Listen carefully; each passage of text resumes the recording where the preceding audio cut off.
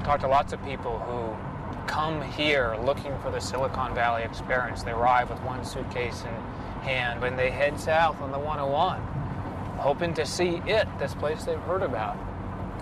And it's freeways, and it's office parks, and it's strip malls, and it looks like every place they've ever been. They end up wondering, where have they come? Why did they come here? What was it that brought them?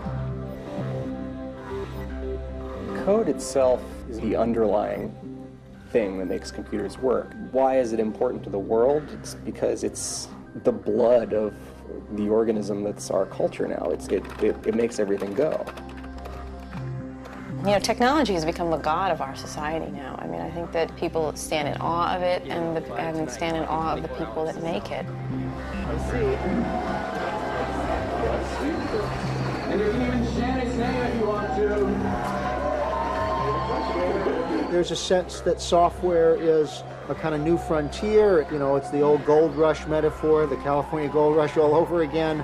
It's the kind of Hollywood of the 20s. This very small set of people is really defining what our world's going to be like. I mean, the computer becoming ubiquitous and the way we interact with the world more and more mediated through the computer is this very small group of people defining what that world's going to be like.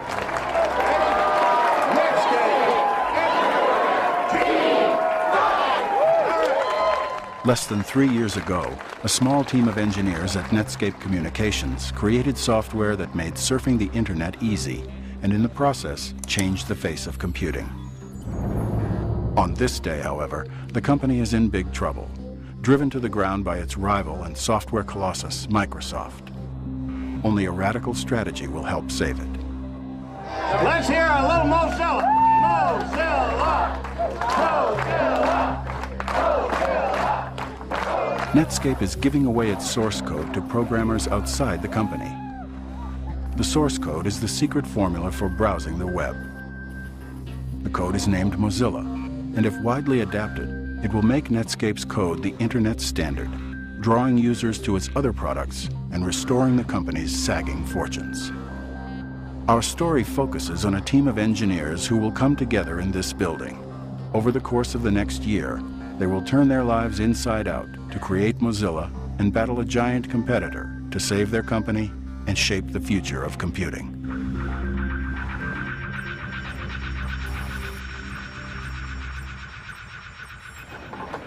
Right now we have a problem that the work looks like it can't possibly be done in time for the date we announced. So we're just trying to drill down on how doomed we are. And sometimes the only way to do that is get everybody in a room and stare each other in the eyes. We said we're giving you Netscape Communicator on 331. So if we're not giving them Netscape Communicator on 331, we need a way to address that. We can't do anything about it right now, and we're working to rectify that. The goal is to get Mozilla to developers by March 31st, a few short weeks from now. It is one of the most ambitious schedules in the company's history. It's a joke. I think we've been very explicit about it. Okay, when you make a mistake, correct it as soon as you can. That's all you can do. We've now timed out on my imaginary allotted time for this discussion. Michael Toy, one of Netscape's first employees, heads the team that will prepare Mozilla for public release. We're probably doomed. We're probably going to fail. Microsoft is probably going to squish us like a bug anyway, but just because we're doomed, it doesn't mean, we can't get up in the morning and do work. All rise. The Honorable Michael Toy presiding, and honorable. I mean, I'm pretty flip with my kids about what I do. What do you do at work, Dad? Oh, I don't know. I sit in meetings and I feel depressed and I read email. Oh, you got me. But they think my office is the greatest place in the world, though. It's like, oh, we're going to your office? Oh, yay, yippee, I love going to your office. Because they play with the guns, and there's free soda, and there's the giant balls. Basically, I work at Disneyland as far as they're concerned. I talk about marathon versus sprint. The hard part is to run with significant intensity the whole way, knowing that if you ever start walking, you're not going to make it. And just keep the end in sight and know that there's this urgency. Jim Roskind, an expert on software security, is brought in to enforce rigorous standards of engineering precision. Imagine if you had a project where you felt doom was imminent, all the different players wondering, Are they pushed beyond their level? Can they think of a way of running faster? Can anyone help them?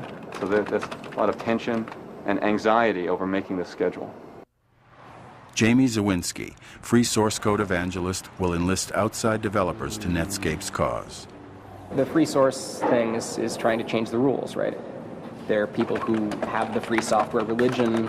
The one thing they have in common is they're all hackers.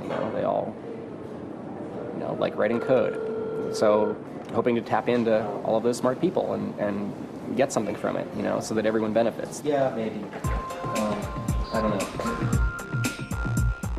We're talking about 2.5 million lines of code, and every one of them has to be gone over carefully, and in some cases twice.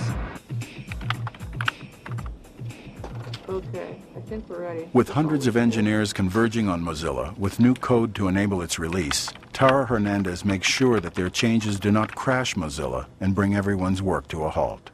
This is how we keep track of all the changes that are going in. Green is good.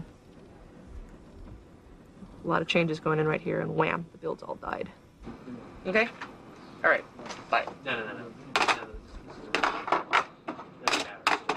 We're doomed. Some of the worst crashes are reserved for Scott Collins, a veteran code writer who stands by for late-night troubleshooting. Now the moment you've all been waiting for, when one of our lucky videos qualifies. I've been here for about, 60 hours or so. Writing software is different from selling real estate. Selling real estate, you sell to people, the people are asleep at night. When they go to sleep, you have to stop selling real estate. Computers never sleep. We're in the finals. We're going to win $10,000. You can see my cube is decked out a little bit better than other people's. I have a nice couch, little mattress under there I can sleep in. Artwork from my children. I have control of the light switches. This is what I'd like to get. If my wife truly loved me, she'd let me have one. Life is good.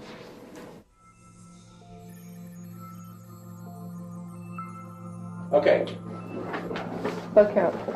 All right. There are a ton of bugs on here that people just aren't doing anything about.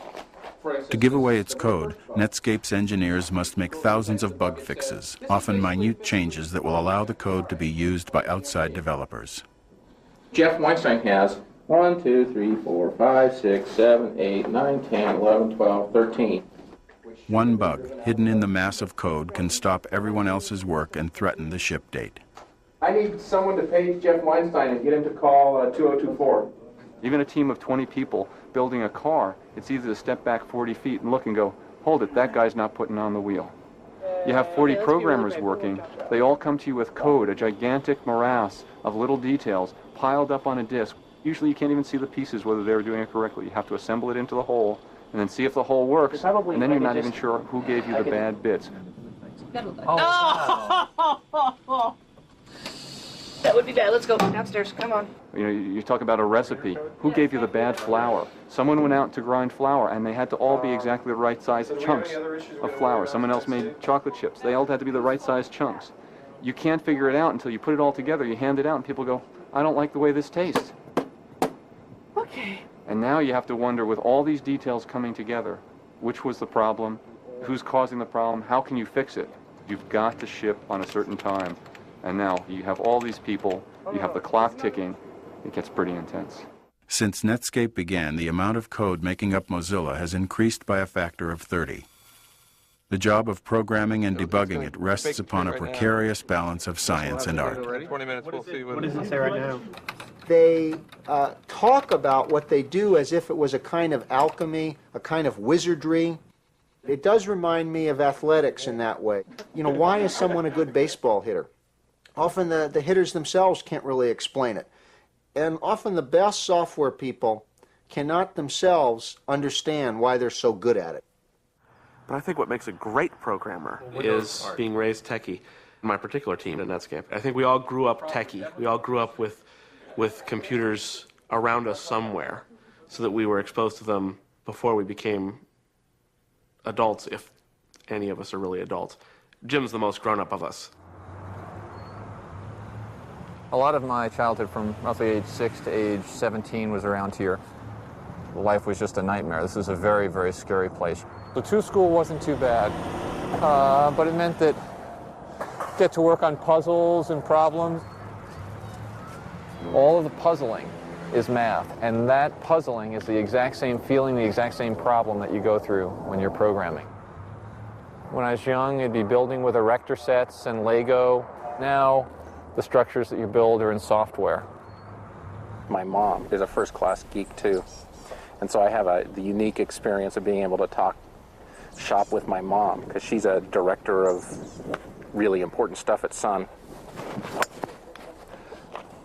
At Netscape, one of the code words for is the average person going to be able to use the software is, well, can my mom use it?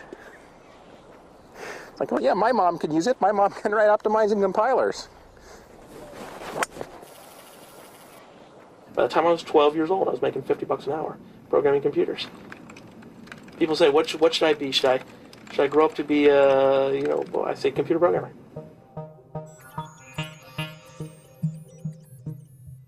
The thing about that makes it a youth culture is one's capacity to throw one's entire life on the line with these firms. Entire life commitment, meaning 24/7, 365 work commitment. Throwing yourself into a thing where you don't know if that job is going to be around soon. There's no stability here. So it's very kind of a weird irony that the very people who are inventing the future can't see their own future. This is a monk-like existence. There are very few women in these societies. These are male societies. They are secret societies. They function very much like the Masons or some street gang. Evil! Evil! Evil man. Why am I an evil man? Did you not receive mail saying, if you have a Source 331 bug, you will be in here at 1:30? I thought it was 2:30. Now you're evil and stupid. You know what? I'm actually just in a different time zone. I thought stupidity was an excuse, though. A lot of people at Netscape don't get out much because they're at work all the time, but most people's social interaction, I would expect, is revolves around work, just because so many people spend so much of their time at work. Hey, Chris, it's Tara. I mean, how much do you love me? They've been saying the issue with Good. What do you know about like the threading stuff, calls into JavaScript and Java and XFB? Has Gordon been talking to you? All we have left to hold on to really is the workplace. I mean, it is the modern village. People get to know your history. They shrug at your bad jokes. There's a kind of familiarity that and continuity that we don't have elsewhere. Paul, we're going to go out in a while and get something to eat and do stupid things. You interested? Sure. Right. Okay, purpose of this meeting is not to beat up people. The purpose of this meeting is to make sure that as a company we are incredibly focused on getting the bug count to 0. We've been moderately focused up until now. We need to be deadly focused from here on in. Okay, Jeff Weinstein. Is he in this room? He is not in this room. He is not in this room. Did not check in this weekend. True or false? He did not check in this weekend. He did not answer his mail, and he hasn't answered his phone yet either. His locator shows he's with the rest of the colonists. I mean, the old saying is that trying to manage programmers is like trying to herd cats. You know, you want them to be cats. I mean, if you like cats, I mean, because you want what's unique about that creature, but they really don't all like to go in the same direction. Where the hell does Weinstein sit, actually? In less than 4 years, Netscape has grown from a handful of people to over 2,000, and sometimes locating a programmer becomes yet another obstacle for the browser team to overcome. I'd say he's not in there. That would be my guess, straight out. He's not there. When's the last time he was in here? This afternoon. Okay. Tara and I are ready to take a hit out on him. Okay. Well, if you see when he comes back, tell him to panic and run around, and we're like doomed on Mac right now because the person who's working on Mac is like waiting for data, right? You should go around and get like every person in the company saying "doomed." Netscape's predicament has much to do with this man, Bill Gates, whose company, Microsoft, has made him the richest and arguably the most powerful man in the world. All right, if we could have order, we'd like to begin. Viewing Netscape's browser as a potential threat to his computing empire, Gates has moved swiftly, making his own browser free, and Netscape claims also engaging in unfair business practices to take away its customers. But we need to explore today whether you and your company have crossed the line. Or, on the other hand, whether this is just the carping of disgruntled rivals. Netscape CEO Jim Barksdale argues his company's case before the Senate. And certainly nobody here on this panel is a greater admirer of Mr. Gates or his company than I am. But we do ask that Microsoft be held accountable for some of their actions that intimidate PC OEM manufacturers to use their products, and exclusionary practices that prevent them from using my products. Not all companies succeed. Some fail to embrace change. This is the way technology in the free market works. The software industry's success has not been driven by government regulation, but by freedom and the basic human desire to learn, to innovate, and to excel. Meanwhile, thousands of miles away, Netscape programmers continue working around the clock in a race to meet Mozilla's release date. These guys, they tend to work very consistently, so they'll just keep working until it's done. They won't stop. They don't need food, they don't need sleep, they don't need anything. Okay, they take pay, but you know, that's A while ago, some people from Harvard came and said, well, how do you develop software? We're writing a book. And I talked about all the things that I thought were really important, and they were just, it felt to me like they were shaking their heads going, oh, gee, he doesn't know about Principle 7, and oh, he doesn't know about Principle 22. And in some ways, they're right. I really haven't got a clue, right? I really like to err on the side of every day we wake up in the morning and say, based on what I know today, what's the best way to get to where we all want to go? I personally, or me and you three of us, do not have time to read all 2 million lines of source code to see that there are no remaining problems. We're going over here, zeroing in on Jeff Weinstein. With March 31st only days away, the team can't proceed until Jeff Weinstein, an expert on some of Netscape's most arcane code, finds time to complete the bug fixes on his list. How you doing? Okay. All right, well, you're officially the most doomed individual in the company, sir. This one I can close, same with this one. Yeah, a bunch of these. Hopefully I'll get most of it done tonight. His goal, he was just going to stay all night, and he was going to get it all done. The good news is actually, I think by about, I'm not sure if it was 9 or 11 o'clock at night, he actually was completely done. Yay! Reaching a critical milestone is cause for celebration. I have one bug left, and it's the really, really hard one, but I'm Don't working make me kill you. Close before 3:30. I will close it before 3:30. It'll be good. The bug count is small. There are some bugs that are not currently closed, but most of them are like piddly little annoying things that... Some of it's stuck!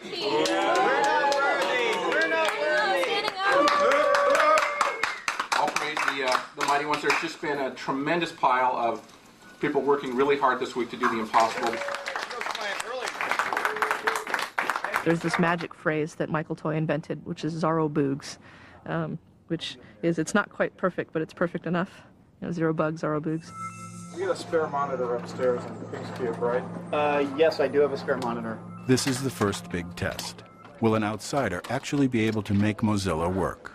If not, Netscape stands a good chance of missing its March 31st deadline. I thought this was going to be a huge thing. I thought it was going to be like 100, 200 people here, like all in rows, like with Soviet style. Yeah.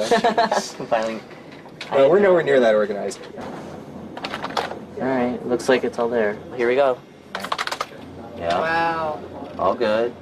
It's pretty simple how stuff's built. It's just there's a set of scripts that are set up to say exactly what to compile, and then they all get globbed together into Mozilla, hopefully. Here it is. Yeah. If you get it to work, then it means anybody can get it to work. That's true.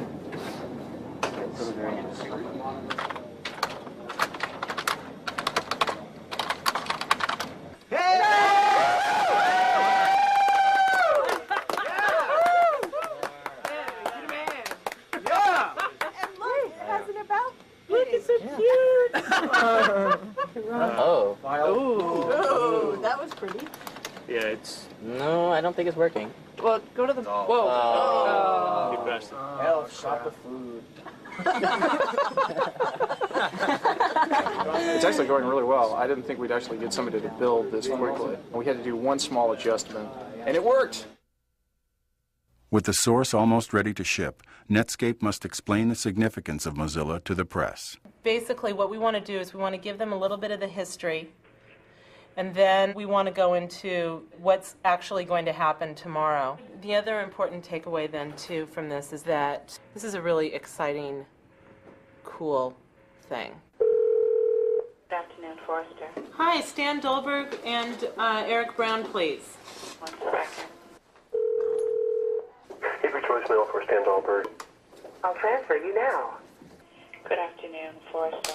Hi, this is Maggie Young calling from Netscape, and I have a scheduled conference call with Stan Dolberg and Eric Brown, and I just got Stan's voicemail. Netscape hopes the press will greet Mozilla with the same enthusiasm it had for the company in its early days.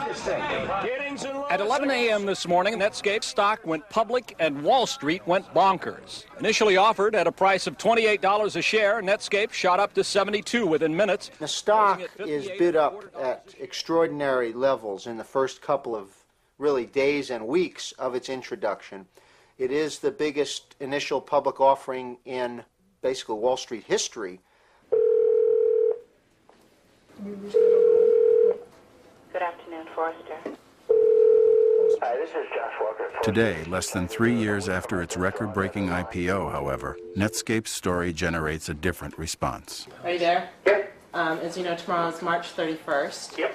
So that means source code will be made available to the developer community, and we thought we would just catch you up to speed and walk you through that and see if you had some questions. Either I'm brain dead or it takes a lot of effort to communicate. And so I'm concerned that while you all know what it means, I'm not confident that it's coming across to the press. Right, I think those are good points. By opening up the source code, we basically extend our developer community from those folks that are inside of Netscape to hundreds of thousands of developers outside of Netscape.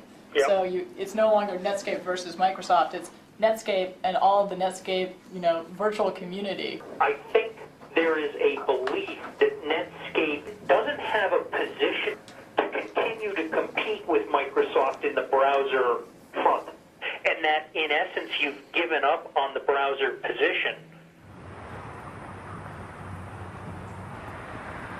This was a lot more smooth than I had originally anticipated, really. I'm still waiting for the major bump in the road that's going to happen sometime between now and tomorrow afternoon. In software development, there's always a bump in the road. We just want to hear the Apple story. I'm sure you do. They just can't quite get themselves comfortable with the patent grant or with whatever we tried to do to fix it for them. What patent? So the last thing back out of their lawyer was, gee, I don't know that we get enough protection. Mozilla has a small piece of code from Apple that has not been cleared for public license. Okay, we have to escalate. Hi, this is Mark Andreessen. I called a few minutes ago. Oh, my wife. And left a message. We're trying to get, the problem is I can't get phone, there's no one at the Apple switchboard, so I'm having a hard time getting phone numbers for people. Awesome. You checked it in? Yeah. What was it? Hold on, 620.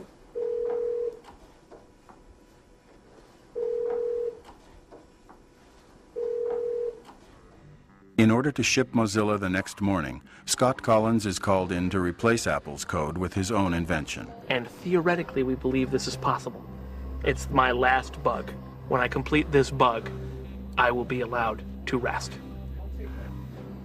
So I stayed up until about 5:40 this morning writing this replacement class, because it made my life a living hell. I got it basically running. It's all running. It's all really good. And thank heavens we got permission from Apple to ship the regular source. It's my understanding that Jamie is going to be the person that is going to be pushing the bits up to the website at around 10 o'clock. Is that correct? Okay. And we're going to be staging some different photo opportunities for the press at that time. There'll be television cameras. Could we just hire actors to do this? I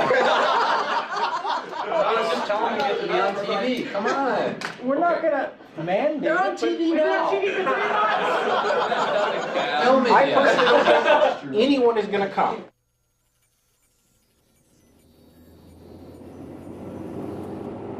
One way to learn to run a marathon is put a person out 26 miles into the desert and say, that there's this bomb on your back that's going to go off in a certain length of time if you don't get into the town. Well, that'll motivate you to get in, but there's a certain chance that you'll be blown up. What time is it? Yeah, it's 5 to 10. So. We're going to be late. Hurry up. And welcome everybody to the conference call. Thanks for joining us this morning. Today, Netscape announced that the first developer release of its Communicator 5.0 source code is available for download from the Mozilla.org website.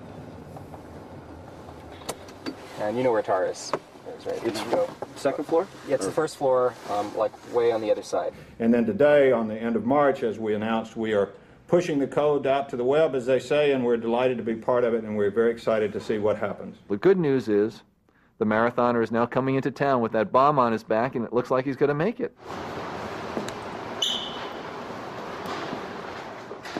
This is the moment of truth. They don't have a theoretical framework to write software. They're just writing it. Hi. It's just like hitting the baseball. If their code gets a home run, nobody's asking questions. Well, this doesn't make sense, or why do you do that? Why does it work? Nobody cares why it works. You're not nervous or anything, are you?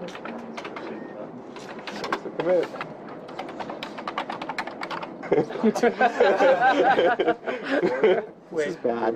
What's that?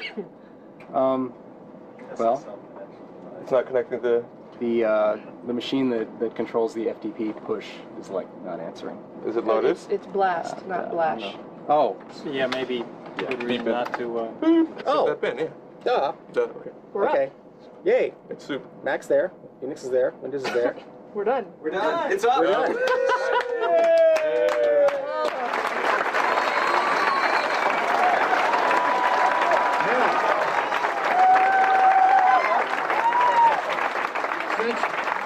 Since Jamie is here, I'm told that means that we have now pushed the source out on the net. Is that correct? Actually, we decided not to. Any funny? It was just a stupid idea. That's our story, and we're sticking to it.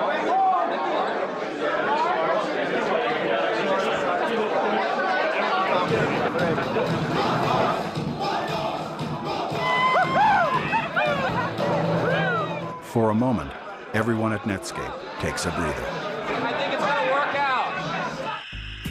In the first hours of its release, the source code is downloaded thousands of times. But the number of downloads is no guarantee that Netscape will receive enough valuable contributions to help the company reverse its slide. He's known as Pavlov to me. He's Pavlov at Pavlov.net. On IRC, he's Pavlov or Pav or Pav sleeping or Pav tired up too late. And without him, I think we'd be months behind. Netscape's notoriety draws code writers from around the world willing to work on Mozilla without pay. One such contributor comes from rural Georgia. I have been amazed over the last 2 or 3 years when, especially his mother would come tell me, well, so-and-so called from maybe New York, and they were coming to Atlanta, and they wanted to talk to Stewart or see him, and they were going to go down and have lunch. Well, I'd say, who is this person from New York? And then all of a sudden, well, he's been working with Stewart on some programming issues for a year or so, and he wanted to come down and meet. He said, well, did you tell him you're only 16? I had no idea. And that's great. That's a wonderful thing because he's contributing. It doesn't matter that he's young. We're in the place we call the cave. We just shut the door, and this is where he does whatever he does. It is flabbergasting to think that your child has done something for this worldwide company instead of his homework. I went and looked back at the older code, and I was really frightened by how incredibly messy and just awful the code looked. It would have taken you years to try and figure out what it was doing. So we basically did it from scratch. Pretty much I'm providing the code that makes the browser show everything faster and more efficiently than it used to. His keyboarding is almost just like talking. It's just an expression.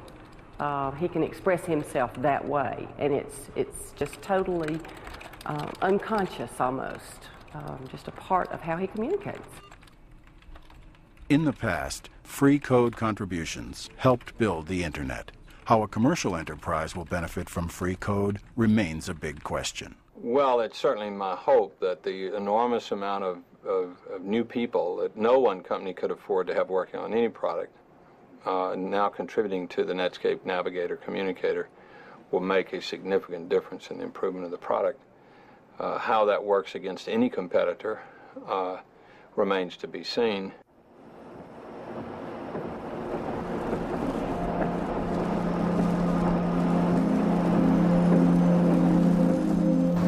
Morning.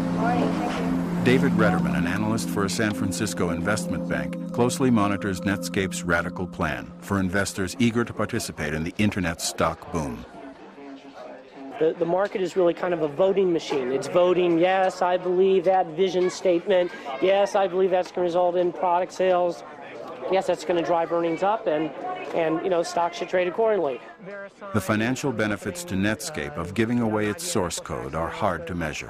I understand why Netscape's trying to do it, but I think they still have to show me that behind the vision and the slideware, there's a real sustainable business model that can deliver earnings, and so I'm in a show me mode for Netscape.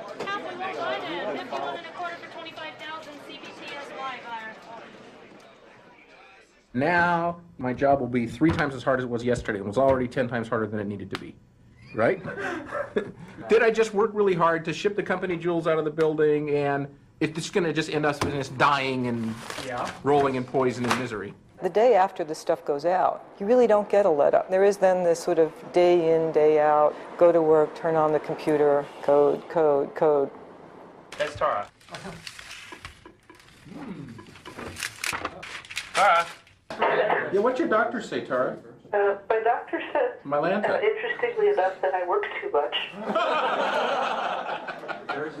And that if I went to work today after my appointment, he would personally kill me. I have an agreement with myself that by the time I'm 35, I'm either going to be a high school teacher or a bartender, but anything other than a position in a high-tech industry. Otherwise, I'll probably die by the time I'm 40.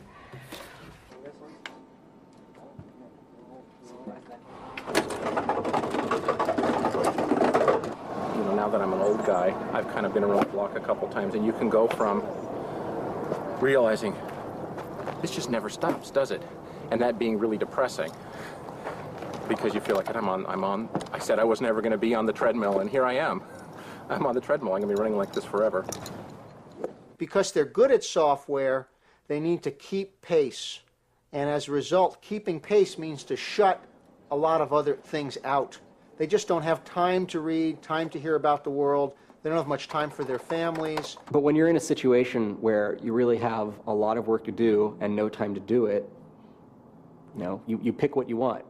Some people pick wanting to have a family. Some people pick wanting to get some software done. Christopher was born right after I started at Netscape, and I basically missed the first 2 years of his life because of the intensity. I'd work till about 7 or 8 o'clock, come home, eat dinner, put the kids to bed, and then go back to work or work from home until 2 or 3 in the morning, and I was like the dad zombie. He would call and say, I'm on my way home, and then it would be 2 or 3 hours, and, the romantic dinner candles had burned down, and I was thinking he was dead by the side of the road. So, if 24 hours goes by and I don't hear from him, I pretty much know where to find him. I live in Michigan, and I commute. So it's quite a long commute. I don't make it every day. I only make it about every 2 weeks or so. But there's quite a time change. Here it's something like 12:01 in the morning, and there it's 1954.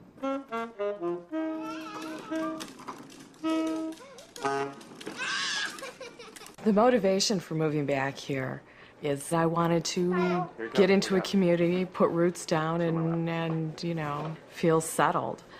And life is just different out there. It really is. I mean, here people work at a car factory or whatever, and they're 30 years and out. If you want to go over there, sure, that's fine by me. We spent 45 minutes talking about this whole story from job to job to job to job. And I thought it was pretty cool. He had over, it was over 10 or something jobs. He seemed to do it a lot during particularly peak stressful times, baby due in 2 months, I'm changing jobs now, dear. I like when everything's changing. That makes it exciting. That's why I do it. It's something to be in the storm, right in the middle of it, and seeing everything new happening and putting it all together. It's really exciting. It's almost addictive. I wouldn't want to leave it, that's for sure. At times, it's a clear sacrifice of elements of your personal life. I have to work very hard, but I have the chance of being rewarded for my efforts. The disadvantage, my life's moving on. I don't have any children yet. You realize there's a certain amount of my life that I'm sacrificing, and I'm going to look back, and a portion of this life is gone. In the U.S., we have at least several million people directly making a living from software, and it's the fastest growing group of people in the economy, and it's certainly, in aggregate, the highest paying field of its size. I mean, yeah, you've got baseball, you've got Hollywood, but, you know, when you really think of a group that has millions of people in it, these are the highest wages anybody's ever seen in the United States. I hear you. The opportunity to win big for code writers is very real. In fact, that, if you will, jackpot opportunity is reflected here on a Wall Street trading desk. And I find that a lot of the engineers and managers from Silicon Valley are very attuned to what goes on these trading floors daily. By one account, 64 millionaires are created daily in Silicon Valley, where any technology worker can strike it rich overnight. You join a company and they give you some stock options, which basically says, rather than just giving you stock, they give you the right to buy the stock in the future at the current price. You might get stock in the order of, you know, maybe a year's salary or 2 years' salary, typically, worth of options. In some of these real booming companies out there on the internet, the potential for becoming a millionaire or doing very well is very, very high. The people who are very, very early, they call them Mozillionaires. Stock options are a con. It's a carrot they dangle. It's like, oh, well, you know, if you give up your one and only youth, maybe someday you'll make money, right? I've known so many people who gambled on the startup lottery and gotten nothing. You know, it's just like a lottery ticket. It's a stupid tax. I happened to win that particular lottery. From the day Microsoft announced its aggressive commitment to the internet, however, Netscape's stock has been in a steady decline, and throughout most of 1998, Netscape options are essentially worthless. A year and a half ago, half of our revenue came from browser sales. Today, none of it does. And well, any business person out there knows that that's a huge challenge. I mean, let me take your number one selling product away from you and you replace that within a period of 12 months or so. Not many people want to do that. Even though the company sells other internet products, the marketplace views Netscape as a browser company in a losing battle with Microsoft. Greg, this is Jim Barksdale with Netscape Communications. How are you? It's clear that Netscape doesn't have enough pieces to threaten Microsoft. All right, Greg. I don't think that Netscape long-term can survive as an independent company.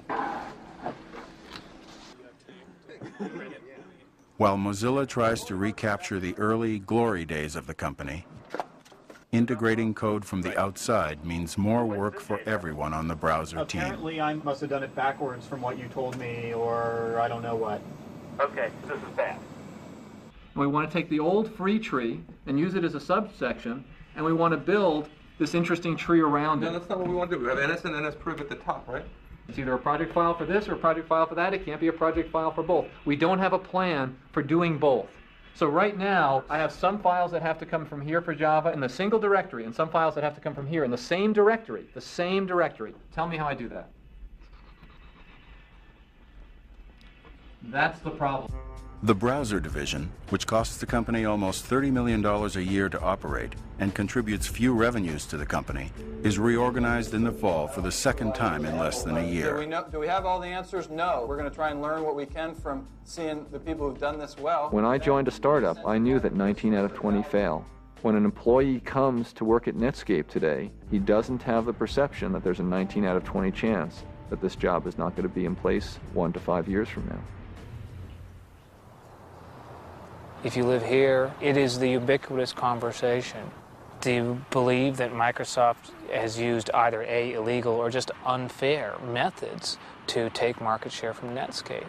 And if the heart and soul of this industry is opportunity, is egalitarianism, Microsoft having achieved its market share on anything other than the backs of its code really riles everybody up.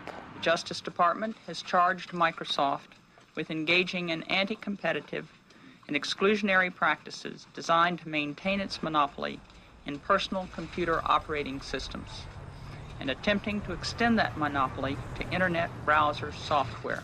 Regardless of its case against Microsoft, Netscape has become a victim of its increasing size and the growing complexities of its code. The company struggles to maintain the vitality it enjoyed as a startup.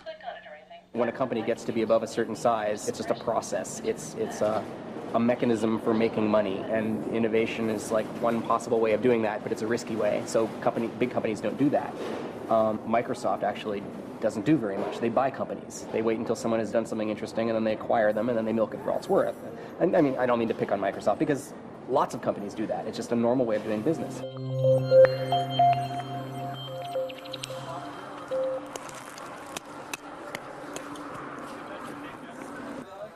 We're on our way over to the Flint Center now.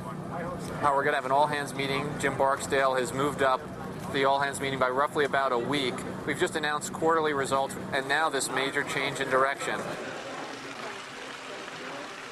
Well, in case you hadn't read the newspapers,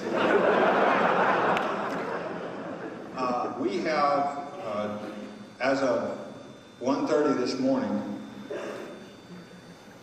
concluded negotiations and agreed to sell our company to AOL of Dulles, Virginia.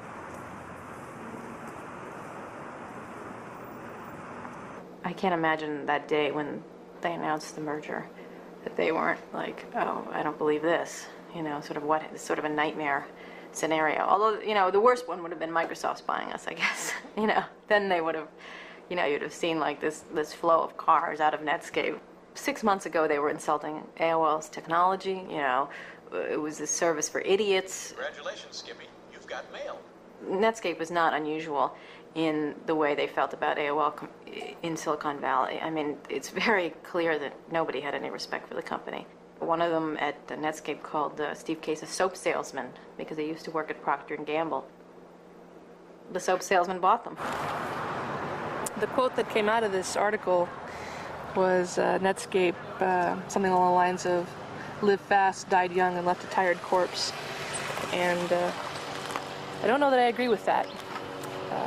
I don't think Netscape's done yet. They bought us because they like us, they like what we do, and they don't want to disturb that formula. So their plan is to not damage us in any way. There had been a lot of speculation out on the net, you know, in the free software community, like, oh, well, this is it, you know, it's all over now, AOL is just going to screw everything up. So I wrote this thing that I put on the Mozilla.org site that laid out the worst case scenario. Like, well, okay, even if everything goes wrong, it's still not as bad as you're saying it is, because the nature of what Netscape did meant that the code belongs to the community now. A few days later, I got email from Steve Case saying, we think what you're doing is a great thing, and it's part of the reason we bought the company. We plan to keep it going that way. So as far as Mozilla.org and Netscape and AOL's contribution to the open source movement goes, he says it's going to continue. The merger with AOL creates a windfall for shareholders that will give Netscape employees the chance to cash out and move on, causing speculation in the national media about AOL's ability to retain Netscape's key people. And already I hear, you know, that the AOL people have come in at Netscape and said, you know, this is the AOL way. Well, it's not going to work at Netscape. It's got to be the Netscape way with help from AOL. I suspect some of them will leave. You know, they don't want to be part of AOL. Some people just like the startup mentality, and those that want to sort of be part of a juggernaut are going to stay and be part of the juggernaut. I've been at Netscape for 3.5 years, and it feels like forever. AOL's focus and Netscape's growing focus has been marketing and advertising and all that stuff, and that's not nearly as interesting to someone who's sort of a techno-fetishist. You know, I'm switching jobs, I'm selling my house, I'm moving, switching towns. that's life for startup land. I'm still young and stupid, as I like to put it, so I can get away with doing stuff like that. A year and a half ago, so Tara comes to me. She says, I want to be a manager so bad that I can taste it. So we finally said, all right, you get to be a manager. And like within a week, she said, why did you ever let me do this? And Tara's turned out to be like one of the Netscape's greatest managers. So here's to Tara, the release team manager. Tara leaves Netscape for an e-commerce startup, missing out on a big jump in the value of her stock options in hopes of a bigger payout at her new company. Free Mozilla! Free the source! Mozilla! Free the source!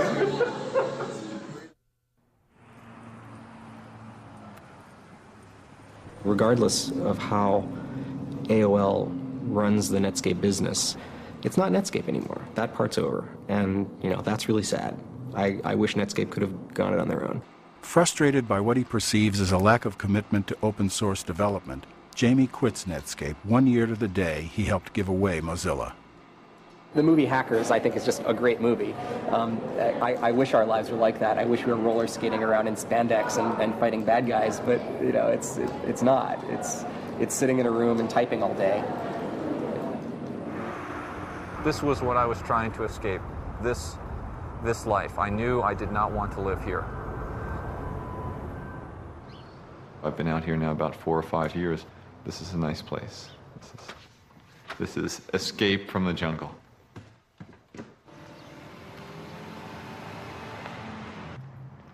Jim Roskind is promoted to Netscape's highest engineering rank. Last night I was here at 4 in the morning, and this isn't even in the middle of a critical push. But it's almost like an addiction, an adrenaline rush, a going for perfection, a pushing. And then, as you see the results, you get the feedback to push harder. I really shouldn't comment on this since I'm just as foolish as everyone else, but I'll just go ahead and do it while admitting that I'm foolish. There's just a tremendous quest for material wealth here. It's like the gold rush all over again. This is going to be the playhouse, and then this will be like a front porch with maybe little flowers and stuff, so it'll be like a cute little house.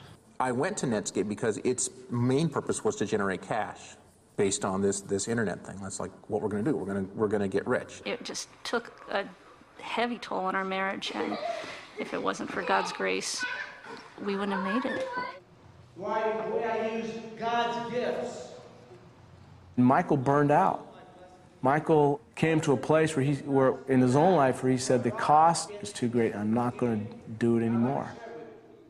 If people would look at this and say, oh, hey, this is a cool thing, I'm going to start a startup and get rich quick, I would just have to say, you need to count the cost, because you can't ever retrieve the time that's lost. Yes! Michael Toy, Netscape employee number 6, achieved his goal of financial independence and retired from Netscape shortly after Mozilla's release.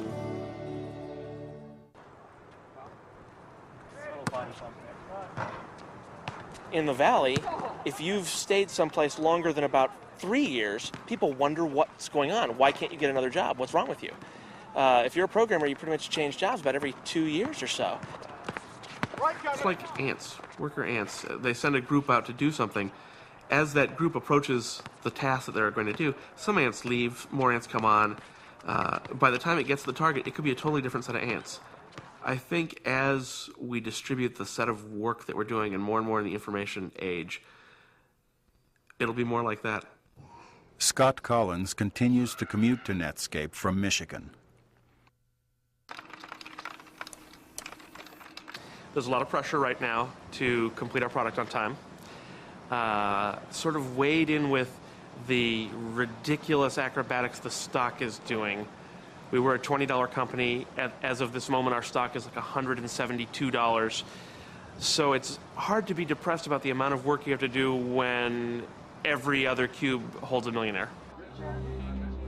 When the deal with AOL closes in the spring of 1999, the value of Netscape's stock more than doubles since the merger's announcement. Netscape married right. They hitched their fortunes to AOL when the transaction was announced. the implied valuation was about $4.2 billion. When the transaction was completed, the transaction was valued at $10 billion. So in effect, about $5.5 or $6 billion of net worth was created. So I think it was the very clever deal making of Netscape management that kept them in the game much longer, and Netscape shareholders benefited quite considerably.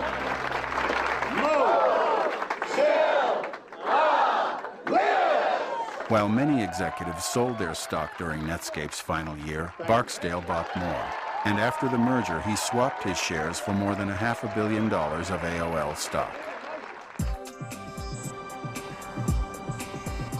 Another young man comes west to seek his fortune on technology's new frontier.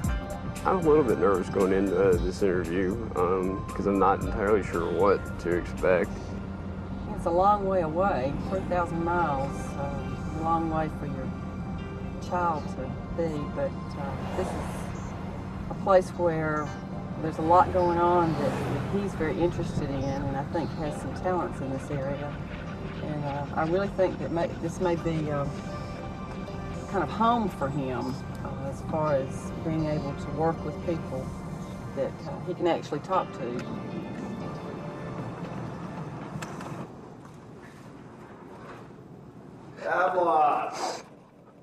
Hey. See you again. See you. What I want to know is what you want to do. I mean, what your goals are for the next couple of years. My goal right now is I want to see the Unix version faster than the Windows version. Once we pull that off, then, we'll see. But that's my goal. Okay, cool. Pavlov is hired by Netscape. He postpones going to college. Taking part in what one investor has called the largest legal creation of wealth in the history of the planet, David Retterman moves to a new investment bank. Here's the data center. A lot of cable, a lot of fiber. These can be sort of, internet connections. They can be our trading lines, our phone lines. We're laying the infrastructure to basically build a major merchant bank. Our view is that the internet changes everything, and we're going to finance the companies that want to be the agents of that change.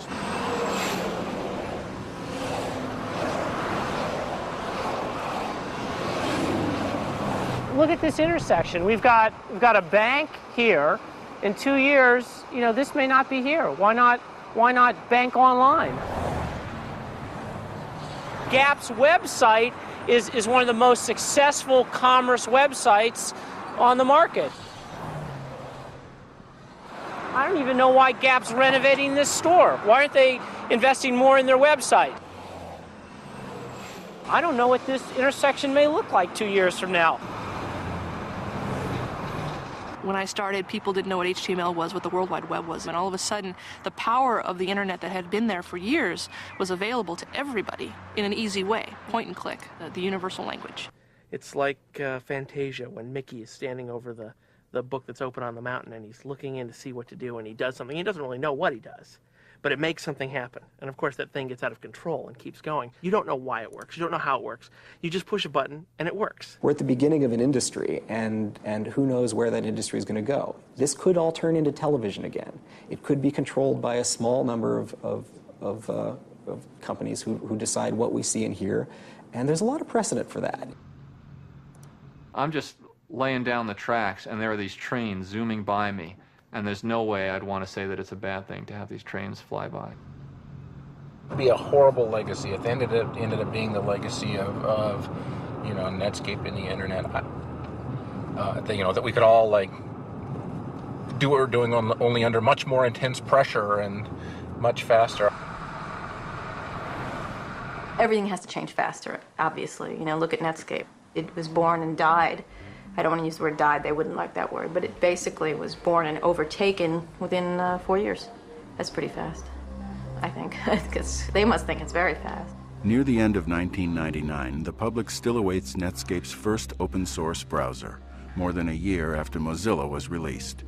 The judge in the Justice Department's antitrust trial rules that Microsoft is a monopoly that stifles innovation. AOL begins the millennium with a new, even larger acquisition, and investors continue buying technology stocks, which trade with increasing volatility. Still, as the internet finds its way into every corner of daily life, so too will legions of programmers and their code, working fast and late into the night.